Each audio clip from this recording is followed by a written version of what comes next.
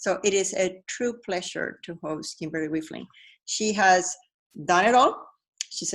Are you a physicist? Yes, I was trained as a physicist, but I have useful skills too. Yeah, and then she shifted, so she has a lot of experience doing various things. She's worked in project management all around the world, amongst other things. She's done extensive work in teamwork. And a few weeks ago, she shared with me a format that I really like. I bought so many of those scrappy team projects, and I've given them to so many startups because that is the essence of what we do when we start in a company. So I'm so thrilled to have her here. So Kimberly, you're going to talk about your best buddy chicken there, or hen, depending on. Yeah, my chicken. But we always start with one question. How did you get here? It's amazing, right? I was at Hewlett Packard for 10 years in all kinds of engineering roles. And one day I complained to the division manager about the incompetence of the program manager that was leading the next generation mass spectrometers. So they went and offered the lead to two other people who both said no, and I ended up getting the job. So, I mean, I was still an individual contributor, no position, no title, just a smart mouth. And there I was leading a program team, hardware, software, firmware, all kinds of stuff, the end of which 120 people thought they deserved t-shirts for the project. So that was a real eye-opener for me. How long ago was this? Oh, that was back in the 90s, how many companies in ago? the last century. Okay, tell us about your chicken, because that's your signature buddy. It's my signature. I used to go and volunteer with kids in schools and help them learn about how to start, run, and grow a business using Tim Draper's BizWorld simulation. So I would take the chicken and ask them how to sell the chicken to me and how to position it. You know. And then I started carrying it to my workshops. And I went to Japan a lot. Well, they just loved it. And what I do is I hold the chicken like this, and I drop it. And I ask in my leadership workshops, what caused the chicken to fall? And you know what people say? Gravity. And then I ask them, I say, oh yeah, right, there's gravity. It wasn't my fault, it was gravity, blame the earth. Or some people say the chicken didn't fly. I'm like, you know what? There's always gravity. Your boss, the competition, some technology, someone in another department. There's always an excuse why we can't do what we need to do. But if you're a leader, that's not the answer you give. You say, I let go. So our job is, in spite of gravity, in the presence of gravity, hold on to the freaking chicken. That's a great story. And I'm sure everybody will continue to remember you because of the chicken. That was the first thing. Somebody at Women United, Women Founders United, a very, very amazing group on Facebook of female founders. That was the first thing somebody asked, is she going to bring the chicken? And I'm like, yes, I'm sure she's going to bring the chicken. You know, if I go anywhere without this chicken, or I take a picture on Facebook without the chicken, people say, where's the chicken? Yeah. Maybe I should have thought my brand through a little bit more carefully. Okay, so I wanted to pick your brains about teamwork. And I'm in Silicon Valley. I'm an investor. We see a lot of companies. Some succeed, some fail. That's something that people don't want to talk about. They never talk about failure because failure is something that happens to other people. But good people are failure proof, which is not true. And then there's another group of people who said, oh, failure is good. Let's go and fail, and let's just go and fail. And I think that's stupid too. But people tend to blame the market, which I attest to that. I've started companies where the market was just not there, or it was too far ahead, or too far behind, and lack of capital. I tend to believe that there's never lack of capital. Good capital will follow good ideas and good teams. Then there's another train of thought saying that, oh, we invest in teams, we don't invest in ideas. And then I said, oh, if we invest in teams and we don't invest in ideas, then how come we're not working on the team? How come we're not, strengthening the team? How come we're like, oh, we're going to go and invest in the team but we never make sure that there's enough people that are holding on to their chickens to not let the business fail. So I thought that was really telling when we were talking, and I want you to take the lead on that and explain to us, what have you learned? Well, one of the reasons I get asked to go all over the world to do workshops on leadership and team effectiveness and creativity and innovation is because of being from Silicon Valley. And people think, hey, Silicon Valley, we build success on a pile of failures here. I represent us as taking necessary risks, learning from mistakes, and then failing forward. And I always joke, hey, we don't have failures, we have prototypes. So I kind of position it like that. But, there is still the sting of failure anywhere on earth, especially in Japan, where I work every month for the last 12 years. Failure is fatal. But the kinds of failures that I like to see are failures that can't be prevented. Like, hey, we just couldn't get the technology to work, or we just couldn't get the market fit to work out, even though we really tried.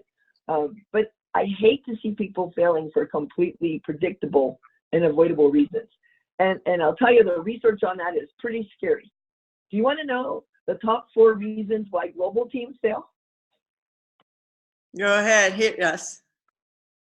Okay, I'm sure you can guess. One is they fail to build trusting relationships in the team. In fact, that's the #1 reason. If you look at the study by MIT professors that studied 70 global teams, they said 82% of the team said, nah, we're failing. And a third of them said they really didn't reach their goals. And it was because they didn't build trusting relationships.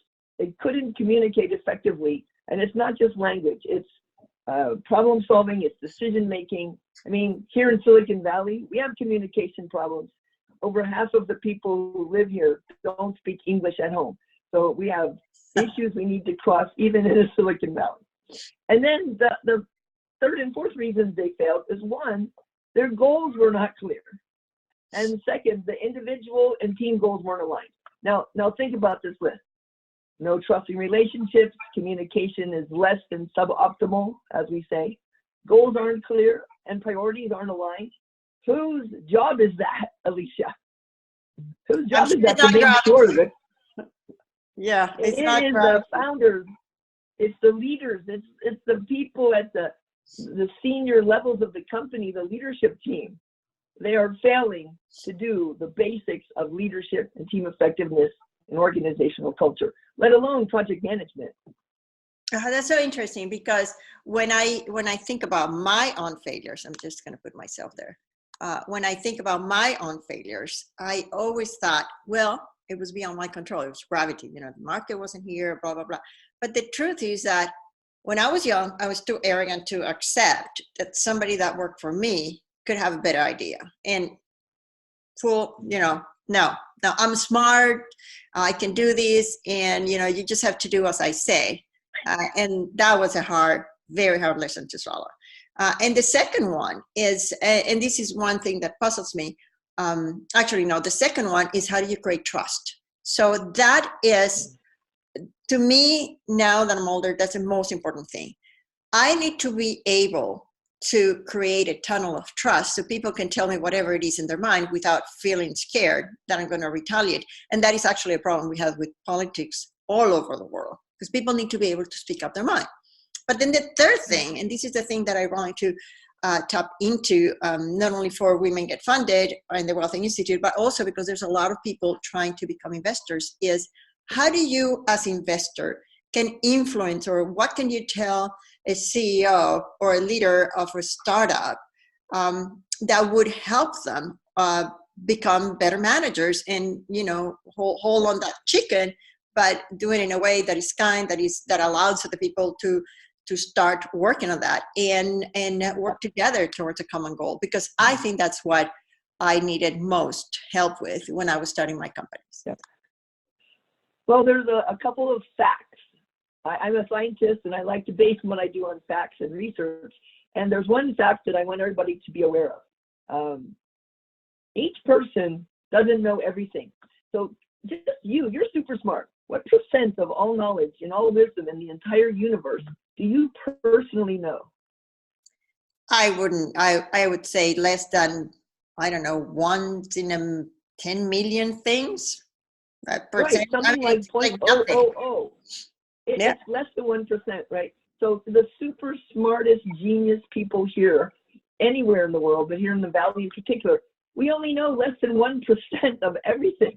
And can you imagine if something seems impossible to us, some market isn't working out, some product, some customer, some ideas, we can't think of how to solve some problem. And we only listen to ourselves, we're screwed. 1%, so the 99% that we don't know that could be the solution to our problems lies in the group genius, the other people on our team. But we have a problem because as soon as you have position and title and hierarchy, and when you're the founder and CEO, you can't help it. Even if you have a holacracy and no structure, everybody knows who's the founder, right? So as soon as you have this power differential, people hesitate to speak openly sometimes. And Stanford University professor Bob Sutton has studied this deeply. It's called power poisoning. And what he found was people in power tend to receive more positive, flattering feedback. And they have lower impulse control. They think of their own needs more than others. They have lower empathy. We're operating with less than 1% of all knowledge. And second, our position and title when we're the founder of a company separates us from the very people we need to survive and thrive. So now, as the CEO, what do you need to do? You need to recognize that, yeah, as smart as you are, you only know a small percentage of everything. And business is a team sport. And you would never go play baseball as one guy playing against the other team of 9. And you sure wouldn't go on the field with 9 great catchers. So what you need is a team, and you need 9 people who are differently gifted, who see the world differently than you, so you have a chance of seeing the blind spots. I mean, we cannot see the back of our own head. That is so interesting. You know, one of the things that I learned managing a VC fund was that entrepreneurs that have the guts to go and start a company and want to raise money, because that is risky, because then you lose control and blah blah blah. So it's a completely different mindset. You want the money, but you want their expertise, but you have to take the risk of allowing somebody else to tell you how you're going to manage your business, which doesn't usually happen. But what I found out, and I never heard about this power positioning, what I found out is that people who overcome their own fears and become the CEOs of a company and go and raise funds and put themselves in a position of being rejected all the time, because that's what happens when you're raising funds. Then they have to sort of switch their mindset and say, okay, I don't know everything, and in order to continue growing, it's like going on a series of steps. So you go in your flat horizontal step, and then you're very comfortable, and you hit a wall, and the only way to go up the wall is to do that with the help of other people. But having that balance between knowing what you need to do and allowing somebody else to tell you is really, really hard. How could a CEO of a startup, because the other thing is that they're a small company, so they don't have a lot of leeway to waste resources. How can the CEO of a startup make sure that he or she can understand these power dynamics, so they're not poisoned by their own feeling of being powerful? Yeah, it is a tough combination. As you said, you have to be so committed, and you have to have such a conviction about what you're doing, and at the same time be open to the possibility that maybe you don't know everything, and maybe someone else has a perspective worth listening to. So one of the tools that is in the possibility toolbox for making impossible things happen is called generous listening. And it sounds so simple, right? Just listening. No, I'm talking about listening to other people with the intensity most people save only for speaking. And that is tough to do. So when someone says something and you're absolutely sure they're wrong, you listen to them for 3 whole minutes, longer than possible, until it's painful and you want to dig your heart out with a rusty spoon. And you say things like, interesting, tell me more. Please continue. And that is a tough skill. You know, the first 5 years are the hardest. So when I work with teams and startups or any kind of team that wants to achieve impossible results together, I teach them possibility speaking and generous listening. So possibility speaking is talking about, hey, our big crazy dream, our big goals for the future, we don't know how to do it. But if we could do it, it would transform our company for the better. And then that person needs to be listened to as if what they're saying is genius. And just for at least 3 or 4 minutes, just listen to the other person without judging. Is it right or wrong? Is it good or bad? Do I like it or don't like it? Do I agree or disagree? I mean, our brains are constantly judging and voting. Just turn that off and go into the divergent phase of innovation for a few minutes. You know, innovation is about generating possibilities and then choosing. So generating ideas in the spirit of welcoming ideas, even if we don't know how they might work. And later we can kill them. So I have a question for you in that sense. One of the things that I've experienced, and this time is as a professor, because we have enormous power when you're a professor, when you're managing the classroom. And it was very hard for my students to be able to have an open mind about the questions, because they're always thinking, I'm going to tell so when you're teaching, it's like, you know, and they don't know. That's the whole game. And what you want to do if you're a good professor is you want the students to love learning. You don't want them to learn. You want them to love learning. It's the process. It's not the end. And the end goal is learning, love of learning, not just, I know, I didn't know, and I know. But it's how do you cultivate that? And I personally found that it was interesting to get them to have a healthy discussion and disagreement. So I always manage the discussion with debate. So, okay, what happens if this is completely different? And I had a very hard time, especially at the beginning, with the students feeling comfortable saying something that they felt. They were always trying to tell me something that they thought I wanted to hear. And I think that's something that happens to CEOs as well, not only of small companies, but of large companies as well. What are the tools that they can do? Because they might say, I'm going to be very open. I'm going to try to, okay, tell me what you have your 3 minutes, but how can you avoid people or allow people to express themselves without feeling that they have to agree with you? Well, for me, one of the techniques I have is in my workshops, for example, I have a few exercises that seem pretty simple. Like count the number of F's on a piece of paper, a little tiny piece of paper. People can't do it. Count the number of times this person throws a basketball in a video. People can't properly do simple tasks. And when I show them, here's how your brain works, okay? Your brain is not telling you reality. Your brain is giving a very tiny peek at reality, and you better hope you have a team that see the different side of things, or you're just screwed.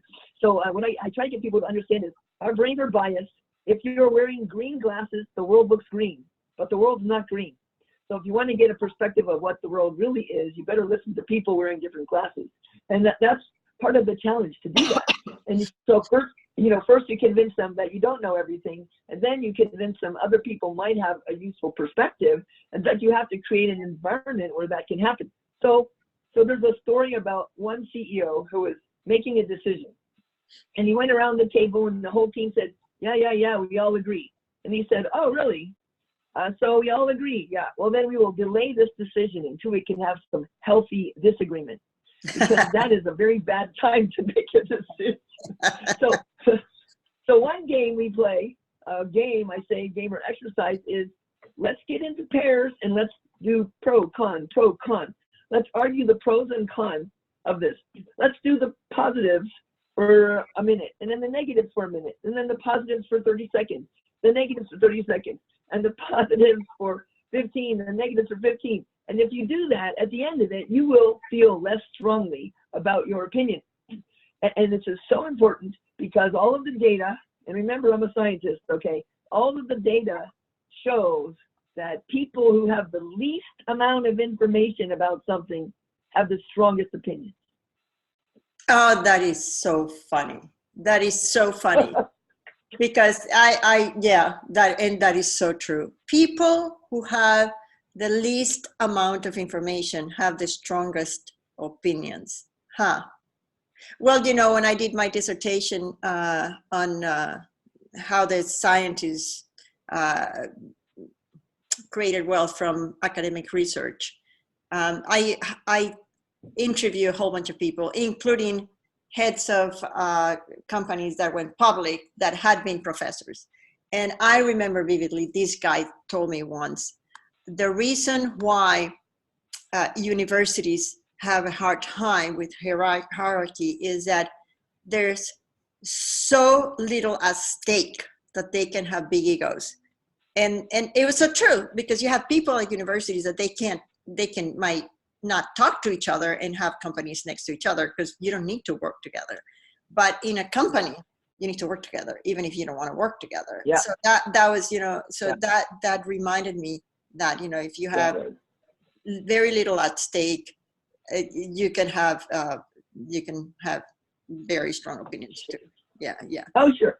That's why I love working with the Japanese. I started going there in 2007, and they had a choice to change or die. And that is a very motivated group of people. Japan's economy is flat. The population is shrinking. And if you're a Japanese company and you want to grow your revenues, you have to grow overseas. And then you have to hire crazy foreigners like me and learn to work with us. So when people, there's consequences for not changing. And that's one of the reasons I think it's hard for CEOs in the Valley, perhaps, is, so what? If you fail, you can start another company. I don't think there's as much downside as there are in some situations. I think people need to create a sense of urgency, maybe create that outcome or that risk, right? So that people truly understand that we need to succeed and that we need to do all kinds of things that we might be uncomfortable with. Even if I'm not comfortable, we need to do it because we want to survive. And that's more important than our ego. The people that you're talking about, I like to describe them as like this: often wrong, but never in doubt. Well, you have to have the darkness to see the light. So sometimes. Oh, yeah. Yeah. So, but I think that we have to understand that the way we feel, that's a very poor guide to what we need to do to be successful. Our intuition is very biased. And so we need to have the discipline to do what's required, whether we feel like it or not. And I think that's where people, the real winners, the people you really should invest in, are the people who have the discipline to do what's proven to be effective, whether they feel like it or not, and to put their egos aside for the greater good. NASA had this problem when they were looking at better, faster, cheaper. And finally, NASA said in a report not too long ago, they said mission success overall, over ego, over status, over budget, over cost, over any embarrassment, mission success overall. And that requires real leadership. Oh, that's so interesting. It reminded me a quote that I saw recently of a very successful VC. And he quoted his success. It was a man, and he quoted his success. He said that his success was highly related to his capacity to leave the ego out the door. And he said people tend to see, it's this power poisoning. People tend to see that because I've been successful in the past, I will be successful in the future. So they don't tell me what I need to know. They just tell me what they think I want to know. And that was really, really, really interesting. Now I'm gonna get the question from a workplace harassment that was sent to us by email right now, because it fits into your capacity to listen to things that you might not want to hear. So the question is this: how can you make sure? Let me just read that. Hold on a second. Okay. How can you make sure that you can talk about harassment when the person doesn't understand that he or she is harassing you before you report that. So how can you convey that message? And I think part of the issue here would be that they don't know that they're harassing somebody. You know, I mean, I'm not an HR person. I'm a physicist, but I do work with all these team dynamics, and I can tell you one tool that is going to be extremely helpful in this situation and in other situations where you're dealing with other human beings. So it's called the assumption of positive intent, API for short. And when someone does something, you ask yourself, what would have to be true for this person's behavior to make perfect sense? And even I would behave that way if I were in that situation. So I'll give you the classic example of this from Stephen Covey. He's on a train, and this guy's there with 3 kids, and they're running wild through the train, and they're making noise, and they're bothering everybody. And so he goes to the father of these kids and says, hey, why don't you control your children? And the kids are just running crazy and being noisy. And he says, yeah, I know I should, but we just came from the hospital where their mother died. And I'm just trying to let them have a little fun before it sinks in. Now, that doesn't mean that everybody has an excuse why they're being such a jerk, but it just, can you imagine? Like when I drive on the highway, all right, I'm driving on 280 up here in Silicon Valley, and someone cuts me off. Now, I just pretend they're going to the hospital for emergency because they're having a heart attack. And then I just let them go ahead, and I don't try to have road rage and get in front of them. Now, probably it's not true, right? But I'm not doing it for them. I'm doing it for me. Because if I can make up a story that gives me a little more compassion and empathy for them, then I can generate more choices about how I can respond. And then I have a choice how I want to act. Do I want to engage with them in this destructive way? Or maybe I have other possibilities. But I guarantee you, assuming positive intent will give you more insights into other people than just judging them harshly. So, you know, a simple thing for this situation is you might just say, I wonder if they're even aware of their impact on other people. And you might just go to them and say, you know, when you say this, here's how I feel. And is that your intention? And if it's not your intention, you might want to adjust your behavior and language in this and that way. You know, one of the guys I worked with in Hewlett Packard, it was a guy from China, and his English wasn't that great. And he used to come to me and say things like, I demand to use the voltmeter. What did you say? I demand? I demand to use the voltmeter. So I took him aside and I said, you know, it sounds like you really need that voltmeter. I just want you to know that when you say demand, here it's very strong and aggressive. And so you might want to say, may I use voltmeter? And he starts to cry. And he said, Kimberly, I've been working here for 7 years. No one ever told me. Oh, wow. Yeah. Wow. You know, yeah, language is a big thing. I have a funny story on that. It creates reality. When I moved well, you know, here, language creates reality. I mean, we don't call sushi raw, dead fish. Well, when I was learning English, instead of saying I don't understand, I used to say I don't stand. So it has a very different impact when you tell somebody I don't stand you instead of saying I don't understand you. It's right. Different. Right. No, yeah, and nobody told me that the first year. So no kidding. Nobody told me the first. I mean, I was such a boss hole or a jerk the first, I don't know, 8 years of my career. Nobody told me my impact on them. I'm a very strong personality. And if somebody had come to me and said, Kimberly, I know you want to get results. Now you can get even better results if you're just a little bit kinder. I would have thought about it. Well, okay, so here's another question for you. I used to think that being kind was weak.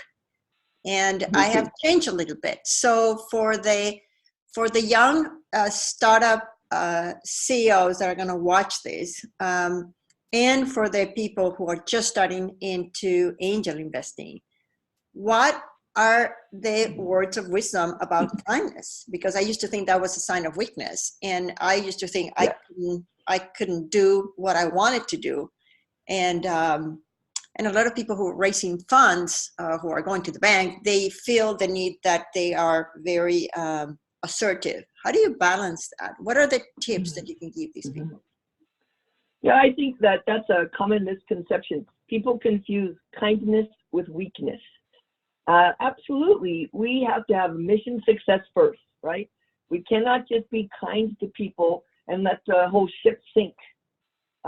Kindness is not the same as weakness. We have to be absolutely hard on the issues and soft on the people.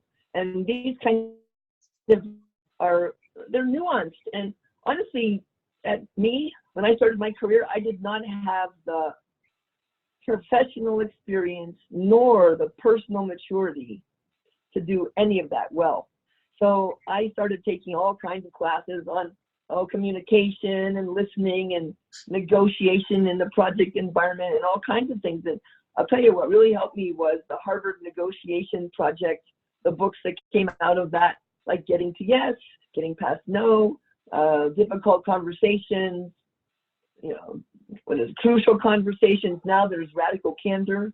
I mean, there's a whole bunch of things that we don't get taught in a technology university education. I went to university for 7 years, okay? I only had maybe one class on communication, nothing on teamwork, nothing on organizational culture. I think we're missing a huge part of the curriculum when we graduate as technical people, things that are crucial to our success. And then we also don't have an appreciation of how important it is. You know what people call stuff like kindness and communication and listening? They call it the touchy-feely crap. Soft But that would turn into manure to make flowers. I always say that. I said, if we're healthy, we give poop to the I was working. Yeah. I worked with one CTO of a huge company in Silicon Valley. You would know the name, but I won't say it. He says, Kimberly, I want you to come and help my team bond. We had an acquisition and we need to really grow as a team, but no touchy-feely crap. So I tell him, hey, dude, I don't tell you how to do internet security. Don't tell me how to do leadership and teams. Good they know. Now I have a question for you. You wrote this fantastic book. I actually have it under my computer because I just raised my computer. Yeah, that one. So what are the, you talked about preventable pitfalls, many in that book. Tell us about a couple, and then I'll put a link to the book on Amazon, but tell us about a couple of them. And actually, by the way, let me just do the advertisement. It's a great book because, let me just put this. It's a great book because it gives you a lot of self-assessment tools. So you can write on that, and I write on my books, and you can write on that and you can do little things there. So that's a really, really good book, and I highly recommend it. But Kimberly, tell us a couple of those tips because you have many there. Yeah, well, let me start off with the overview. So as soon as there's a problem or a challenge to be solved, the first thing people ask is how? How do we do it? So for example, let me see if I have here. Oh yeah, let me do it for you right here. Here we go. I have a pumpkin, okay? One pumpkin. Hey, Alicia wants it, and I want it. We both want it. What should we do? Here's what people say. Here, Kimberly, tear the pumpkin in half. Cut it in half, and each person gets half. Now, this solution is very unsatisfying because I wanted to make a jack-o'-lantern, but Alicia wanted to bake the seeds. So we didn't ask the proper question. And I left this out of my book, by the way, but Simon Sinek, he did it very well. Start with why. Why do you want the pumpkin? I didn't want to have a pumpkin. I wanted to make a jack-o'-lantern. Alicia wanted to make the seeds. So if we start with the big why, the purpose, and we look at my purpose, the other person's purpose, the other stakeholders, and then we ask, well, who's involved? Like, here's an example. You've got a car. Imagine a car. What's the number one most important part of a car? Most people say, oh, the engine. Well, but they don't ask who's using the car and for what purpose. Hey, I live in Silicon Valley. It's really expensive. I was thinking of towing it to Alicia's house and living in a backyard. So I don't even need to drive it. So now when you know who's going to use it, me, and for what purpose, a cheap place to live, now the driver's seat or the passenger seat or the air conditioning makes a lot more sense, right? So if we don't know why, and we don't know who, we don't know what, it's very tough to come up with a relevant, effective how. So here's the scrappy project management in a nutshell is when someone says, please do it, stop, think, organize, plan. STOP, stop, think, organize, plan. And the minimum plan is big why, what's the purpose, big who are the stakeholders, who can help us, who can hurt us, and who's going to be impacted if we do this, or who's impacted if we don't. And then what exactly is success through the eyes of the key stakeholders and the measures of that success. And then and only then do we do the plan and the how. That is something most people do not have the discipline to do. And I'll tell you, I do 6-month programs, and then the last workshop in the 6th month, I can still trick smart, well-educated, decent, experienced people into doing things without stopping. Big why, big who, big what, big for how. I'm talking 2 minutes of planning saves you tons of wasted time and effort, but that is not something our brain is designed for, because the adrenaline rush of just taking action is so exciting. And my goodness, do not reward heroes or firefighters, because firefighters start fires. That's so interesting. That is so interesting. So stop. So what is the stop? Stop, think, organize, plan. Stop, think, organize, and plan. Yeah, I'm gonna talk about that because there's some people on the phone, and because there's these people are gonna see these in the video, and then the big why, the big who. Go talk about it a little bit more. Well, so here's the research on this, because hey, I'm back to my research background here. If you give human beings a choice about how much planning to do, it's very clear they will choose to underplan or not plan at all. For example, one study, they gave people 60 minutes to do a task. Do you know how many minutes they spent planning? None. 0. Yeah. 0. So then they put them through a little workshop on the importance of planning and the benefits of planning, and how every hour of planning can save you a day of wasted time on your software project or your development project. And then they put them in the same kind of situation, and they underplanned by a factor of 2. So given a choice, human beings either don't plan at all or will underplan by a factor of 2. So here's where the discipline comes in. Because if you're a founder or CEO of a company, and you tell your team, we've got to do this, great. They're going to run off and do it. Big problem, because they're probably going full speed in the wrong direction. They don't know why it's important. They don't know who the stakeholders are. They don't know what exactly is success or the goals or where's the finish line, and they're still working on it. It's like running a race without knowing where's the finish line, but it feels exciting. Yeah, because they're running. And people are hearing them. You're running. Yeah. So what you need to do as a leader, we as a CEO, we have to say, you guys, I don't want you to do anything until you go through this analysis. And by the way, it's called agile, right? We don't just do it as a waterfall. Once you go around and around, big why, big who, big what, big how. Hey, we learned something. Let's go around again. And let's iterate and let's fail forward. And this is the kind of thing that project management can help with, because you just don't go off and start doing things. But there's a culture of heroics in firefighting and technical arrogance.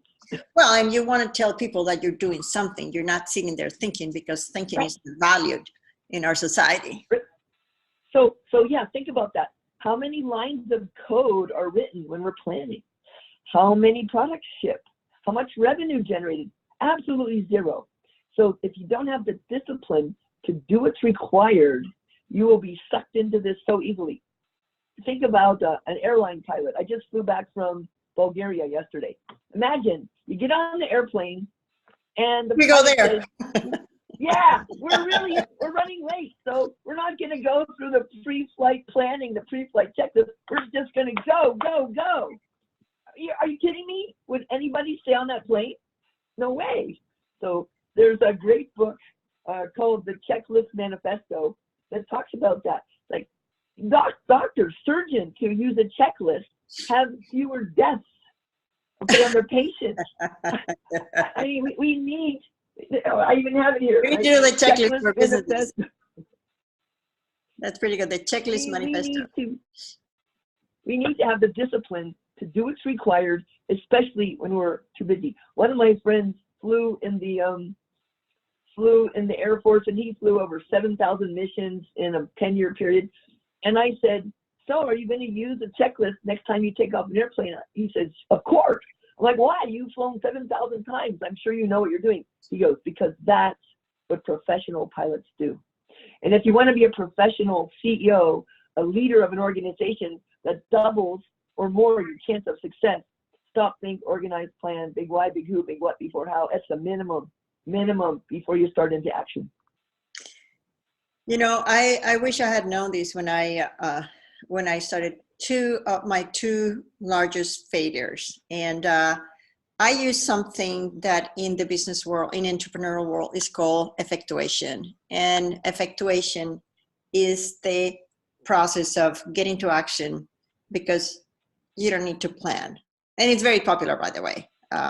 Saraswati wrote a wonderful book called Effectuation versus Causation. And causation is you do this and it causes that, and effectuation is you're the effect, you're not the cause. So a lot of entrepreneurs are doing that. And when you start a company where you're creating an industry, it's very difficult because you don't have anything to balance. You don't have anything to, you can't really test your assumptions. You're creating the market, so it's a little bit more difficult.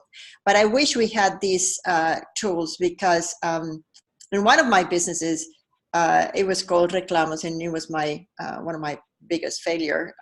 Right after I started the Seed Capital Fund, which was my biggest success, so I was very arrogant. And it was one angel investor that came and talked to me and said, I'm going to give you the money to close the company. But we never used this tool. So we were always on the go. For years, we're always changing the code, changing this, changing that, moving this. And then I developed a method that I called the 2-3 steps. So I said, okay, if we take this step, what's going to happen? And then what's going to happen? And then what's going to happen? But what I failed to do was integrate that because, of course, I knew it all. Now I know I don't know it. Well, you know, I'm not saying we need bureaucracy. I talk about just enough planning to optimize results. Not a drop more because that's bureaucracy, and not a drop less because that's careless. And then iterate, prototype. You can prototype with screenshots or physical prototypes or role plays, right? You don't have to wait till the product is done and finished and then finally launch it. I'm not talking about an old model like that, but I'm talking about just enough discipline and process and planning to optimize results. Stephen McConnell is quite famous in the software industry, and long ago he wrote a book about software project survival guide. And he found by his research, every hour of planning saved a day of wasted time and effort in his software experience. I'm talking about 1 hour of planning, 10 minutes of planning. We're not talking about spending 5 days in an offsite with your whole team. Just asking, why are we doing this? Who are we doing it for? And what exactly would success be? And the measures of that success. That conversation could take 3 minutes. I'm telling you, it's not happening. Let me close that. Hold on a second. Now, I have a question here. You don't waste any time. I have a question. I don't want to waste any time. Yeah, let me start asking questions that are coming in from the email. Sure. What have you seen what has been the biggest change in the last 10 or 15 years in terms of teamwork? That's one. So let's just start with that. Yeah. Well, of course, there's big emphasis on neuroscience, the neuroscience of leadership, the neuroscience of teamwork. People are starting to consider how the way our human brains operate and how that impacts our own behavior as leaders and how we interact in a team environment. So I don't know if you know of David Rock's work on neuroscience, but he has this SCARF model of leadership. And here's what people's brains really value: status, certainty, autonomy, relationships, and purpose. So if our brains are denied status, certainty, autonomy, relationships, or purpose, we have the same reactions as physical pain. So now that we understand more about how human brains work, as a leader, we can use that to be much more effective. So you want to tell your people, hey, let's work really hard so we can go IPO, so we can be millionaires. That's okay. That's exciting. And if you tell them, we're going to change how people operate in this industry, we're going to transform this whole vertical, we're going to be the people who disrupt taxis or the people who disrupt hotels, you know, that's really much more motivating than saying you're going to work hard and make millions of dollars.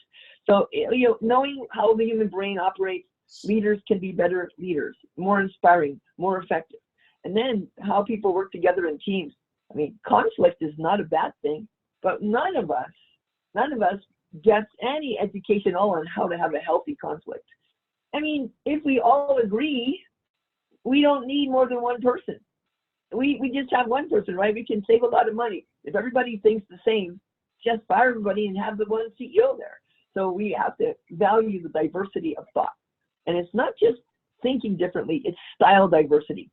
One of the least appreciated kinds of diversity is different ways of getting things done. You know, I might be into using excitement and plans, and other people might be very perfectionist, and other people might look at more holistic ways of getting things done.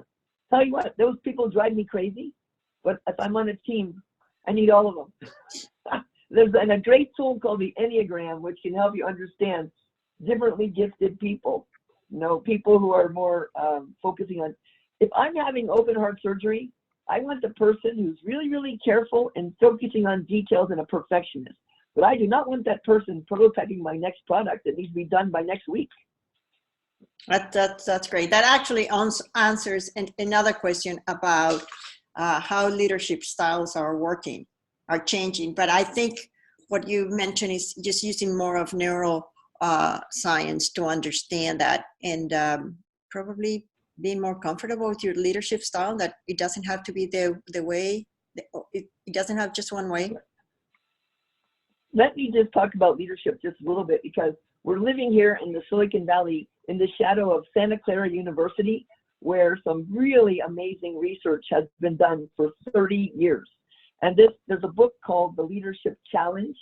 And this book is based on millions, tens of millions of data points and over 140 different countries on what kinds of leaders are the most successful at generating higher revenue, higher customer satisfaction, higher profit, better safety, better quality, everything. All of the business metrics that we should care about as founders, as CEOs, as executives in startups and bigger companies, all of them have been studied related to leadership. And Barry Posner and Jim Kouzes has found there are 5 areas of leadership that are the best leaders in the world who generate the best results. And it's pretty simple.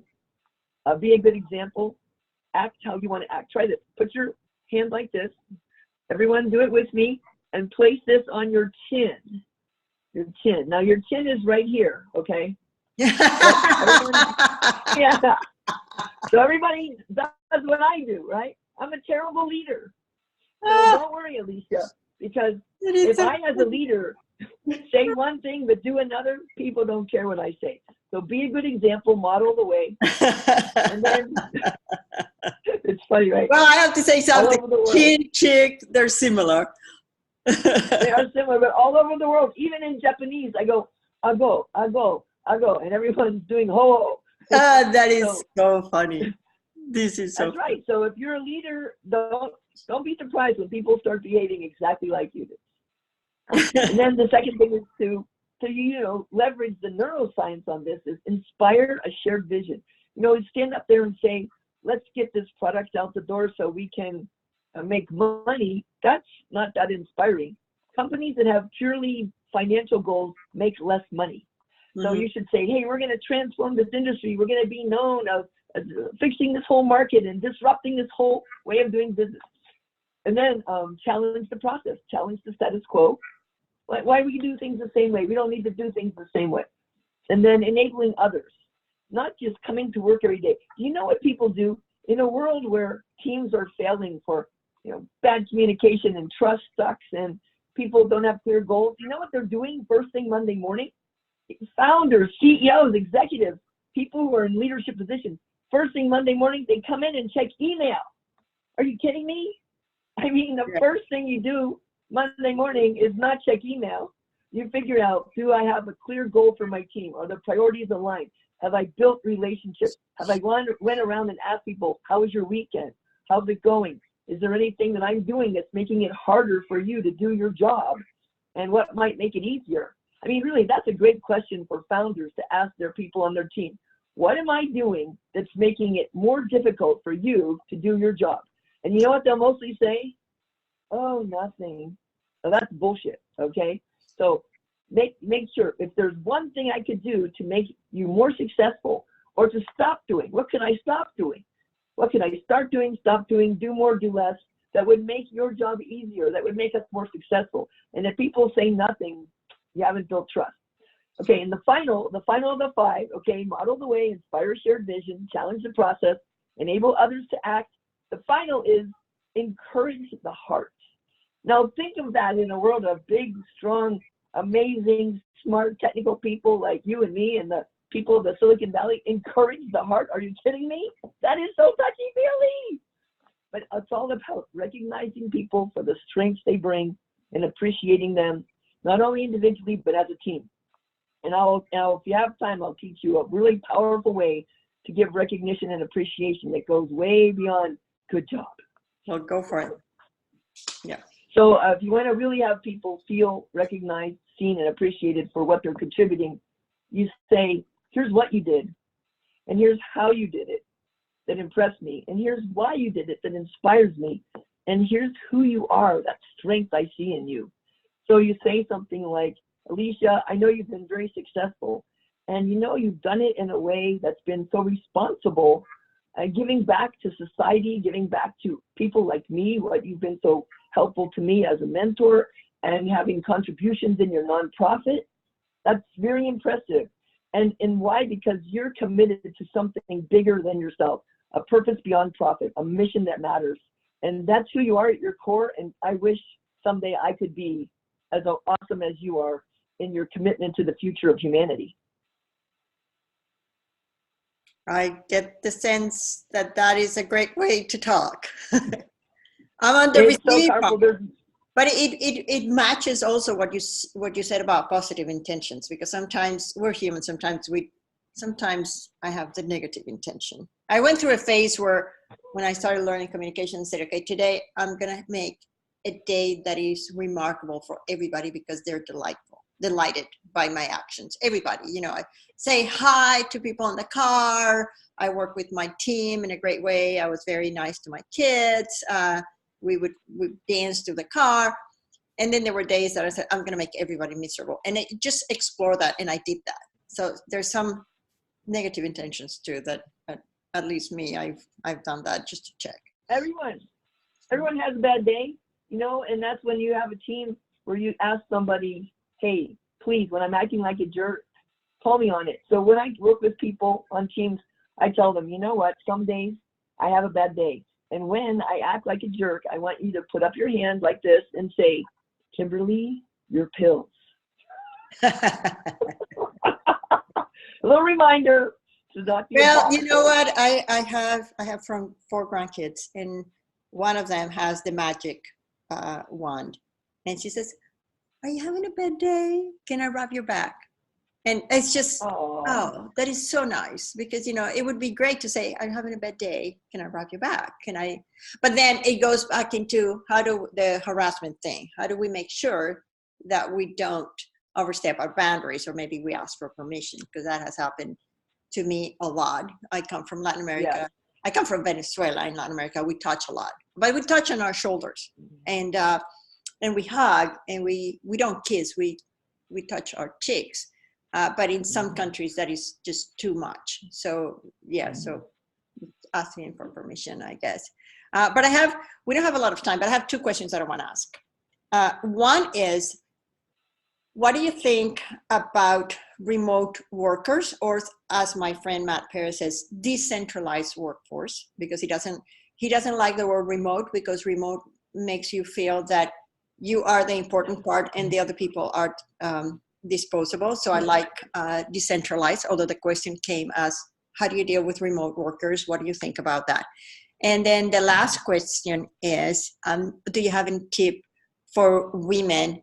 And I'm going to expand that into minorities, because it's very obvious if you're a woman or if you're a woman or a man, but it's also if you come from a race that is not the race, or if you dress differently, it's very obvious that you're not the perceived white, middle-aged man leader, and you have to do other things. So those are the two questions. How do you deal with decentralized workforce? And if you have any tips for people who are not the perceive, that they don't fit the visual prototyping that we see in leaders? Well, yes. Okay. So the virtual teams, people who are distributed around different locations, that is a challenge. And I work with a lot of virtual teams, and you absolutely have got to be face-to-face, at least in the beginning. All of the data on this is very clear. Virtual teams that start off face-to-face, even briefly, build higher trust and maintain higher trust. So, and you have to be committed to occasionally getting together, right? You just can't be virtual all the time. And you have to have video. I am working with virtual I love teams. Zoom. I'm working with virtual teams with webinars where I'm the only person with my video on, and everybody has, you know, these little pretend faces. And I'm like, guys, where's the video? We need, you know, this visual communication is very powerful. And some of the people I work with don't even have cameras on their computers. Just outrageous. So start off in person and use video. And you know what I want video for? I don't even care about seeing their faces. I want to know where their hands are. Because when people are on a conference or a webinar and you can't see their faces, you know what they're doing the whole time? Checking email. Okay. People are just on the phone. They're kind of listening, kind of not, and they're catching up on email. And forget it. There is no real way you can be engaged and work together. You need to use whiteboards, shared whiteboards. You need to use videos. You have people interacting as close as you can to how they would interact in the real business environment. And you have to have some way to keep them present in the workplace. Some places actually set up a cube with a little pretend prototype human that's like that person to remind us that person is there. And they have like a microphone, so that person, wherever they are, can hear what's happening in our office. So there are ways that you can bring things closer together. I'll talk more about that later. Okay, and second question, oh yeah, minorities, right? Okay, I'm a woman in the physics world. Physics is 2% women, flat for 40 years, no progress. Trust me, I know what it's like to be the minority, and it's been tough. There have been things that have been unpleasant, but you know, now I find it's an advantage. Me being the person that I am, scrappy, strange, unusual, a woman with a lot of technical background, as well as program project management business, as well as human skills. It's a dynamite combination. I wouldn't trade it for anything. That's great. That's great. Well, there's one person in the phone. If you want to ask a question, you're welcome to do that. Just give a couple of seconds for that. I'm going to check if we have any more questions. Sure, and I'm happy to have anybody follow up with me. I'm easily accessible. I'm the only Kimberly Wiefling on the internet. Apparently that name is not very common. You can always find me. Yeah, you have that. And let me just see this. And I'm just checking this online. And thank you very much. Where do we get the book? I'll send a link to the book. The book, you can find the book on Amazon. And Oh yeah, Amazon she has all over the world. you have 2 books, right? Yeah. Actually, yes. I have 3 books. So this is Scrappy Project Management, the one that gets me invited all around to speak. That's the one And I this like is, best, by the way. The Scrappy is the one I like best. Yeah, I like best out. And then I have Inspired Organizational Cultures, which is a English and Japanese workbook for my organizational culture DNA workshops. And then Scrappy Women in Business, 12 women's amazing stories.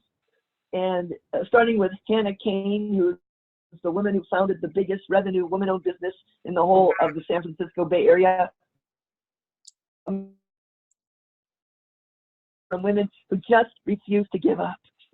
Good. Just refuse to give up. And if any of you have stories you want to put on I'm happy to host stories on the website. And Alicia, I'd love to post your story on scrappywomen.biz and give you some link love, some search engine optimization link love.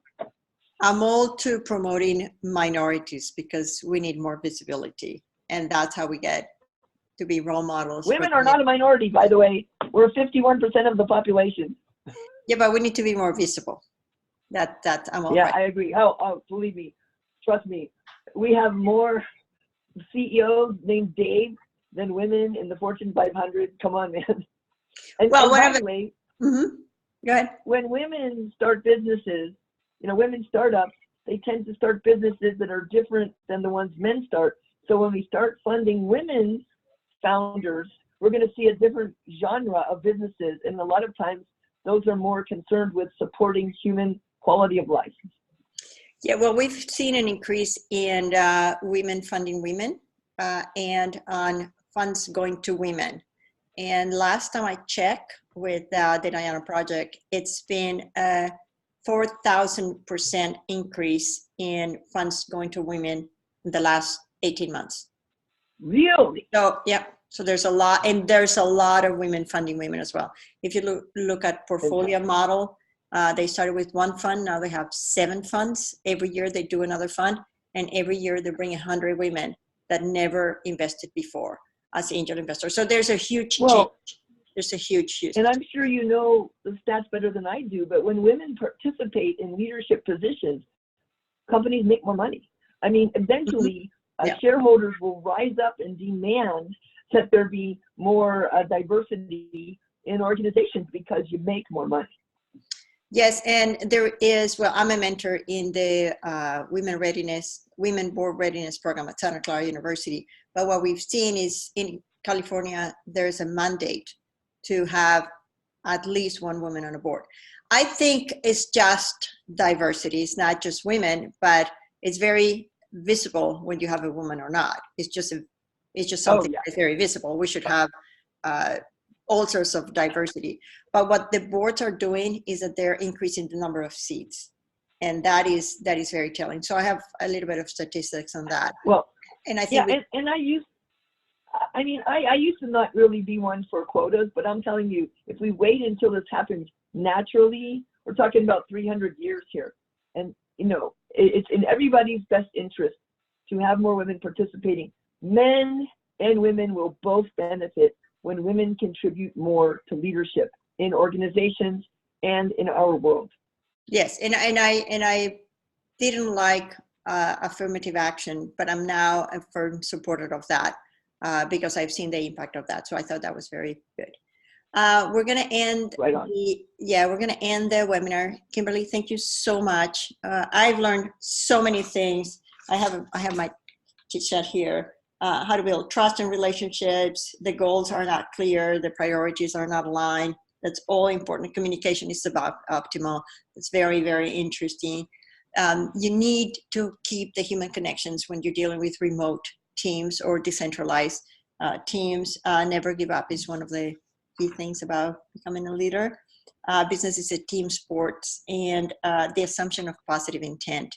The assumption of positive intent was really great for me. And the exercise about the chin that, you do need to see the video to realize that.